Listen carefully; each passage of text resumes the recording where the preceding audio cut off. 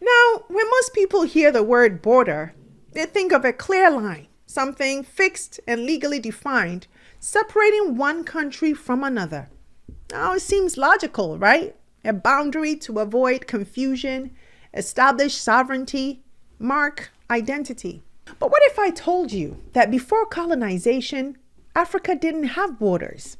At least not in the rigid, artificial way we understand them today. According to historians, pre-colonial Africa functioned with what they call zones of interaction, fluid boundaries where different ethnic groups lived side by side, traded, coexisted, and even intermarried.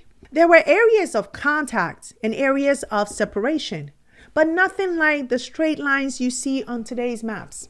Then came the Berlin Conference of 1884 to 1885. We broke it down here on the breakdown.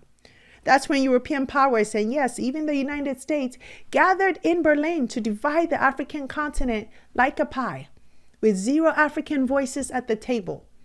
They drew lines on maps to suit their interests. This part is mine. That's yours. Oh, and that river will split it down the middle. They gave no thought to the people actually living there. No regard for ethnic ties, language, trade routes, or ancestral lands. Entire communities were cut in half.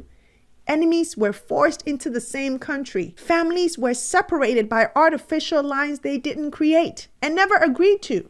Today, get this, Africa has 110 borders, dividing its 54 countries. And many of those lines, they're still the same ones drawn by Britain, France, Belgium, and others over 100 years ago. Some historians argue this was intentional, a strategy to prevent African unity by keeping us fragmented and divided. Whether by design or accident, these colonial borders have become flashpoints for conflict, civil wars, and long-standing disputes across the continent.